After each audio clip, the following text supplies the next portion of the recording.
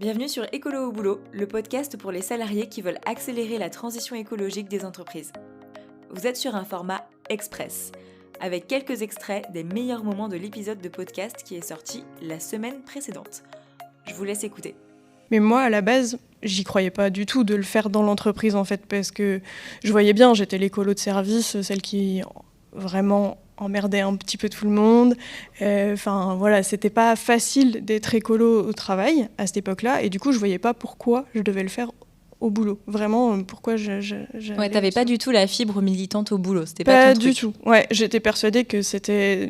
militer pour l'écologie, ça se faisait dans la rue et nulle part d'autre. Enfin, vraiment, à cette époque-là, je le pensais. J'ai complètement changé. C'était il y a combien de temps, d'ailleurs ? C'était en 2000... Alors, c'était juste avant le Covid, donc 2019 que j'ai fait. C'est bien 5 ans, quand même. Ouais, c'était il y a quand même longtemps. Et pendant 2 ans, j'ai fait ça donc, en plus de mon travail. Et j'avais pas de fiche de poste. Du coup, ça leur demande un effort de bien faire. Et parfois, ils savent juste pas. Au début, j'étais vraiment en mode, mais pourquoi personne ne fait les bonnes choses comme je le dis ? Enfin, vraiment, j'étais trop vénère contre tout le monde.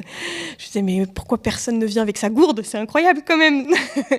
Et en fait, j'ai vachement changé d'avis là-dessus et je me suis rendu compte qu'il y avait d'autres moyens de faire changer les gens et l'entreprise. Les événements, globalement, ils les font plutôt zéro déchet, parce que j'ai mis en place tous les outils où ils n'ont pas trop à y réfléchir comment le faire zéro déchet. Ça, c'est clé. Avoir les outils, savoir quoi faire. En fait, j'ai une notice, organiser ma réunion zéro déchet, et puis je sais qui sont les personnes qui organisent dans l'entreprise, donc j'ai visé ces personnes en leur disant je vous ai trouvé des traiteurs zéro déchet, je vous ai acheté des carafes d'eau, enfin voilà. J'ai fait un peu tout pour que ce soit hyper facile à faire. Et puis, souvent, j'essaye de répéter assez gentiment, genre « Ah, t'as pris le train ? T'es venu comment ?» Enfin, voilà, ce genre de choses. Mais là, en ce moment, on a un DG qui est à fond dans le train. Donc, lui, il dit combien de kilomètres il a fait. Et je trouve ça hyper bien. Mais par exemple, il n'y a pas longtemps, j'ai gagné un prix dans mon entreprise. Et le prix était remis à Marrakech. Donc, c'est un prix européen, mais c'était à Marrakech. Bon, c'était la fête. Et c'était un prix pour tout ce que je faisais d'un point de vue environnemental. Bravo. Merci. Et en fait, du coup, on était 20 à le gagner en Europe, sur les, je sais plus, on est 20 000 en Europe.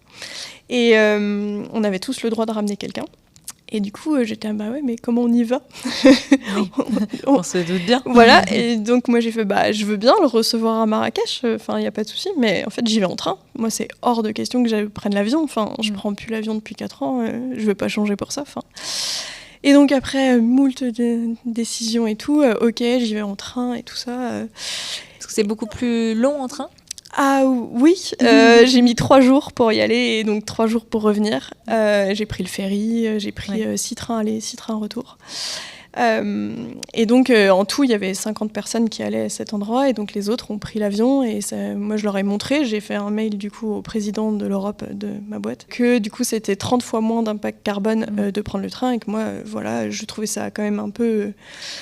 limite moi c'était hors de question que j'y aille en avion et du coup il m'a répondu t'as raison, je me sens trop mal d'emmener 50 personnes à Marrakech tout est déjà organisé mais du coup l'année prochaine on essaiera de trouver un endroit où on peut tous y aller en train.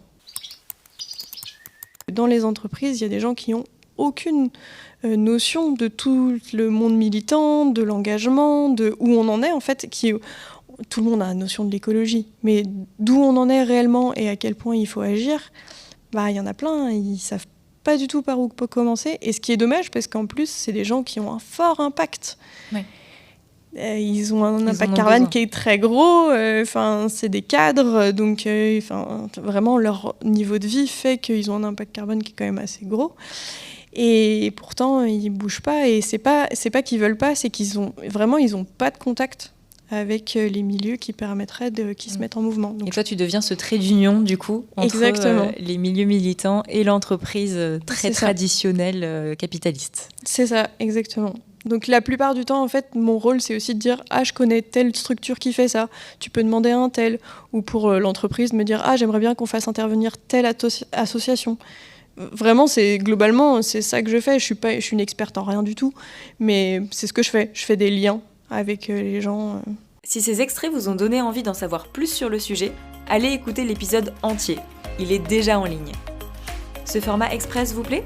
Si oui, dites-le moi avec des étoiles ou commentaires sur votre application de podcast pour que je continue à vous les proposer. Ciao !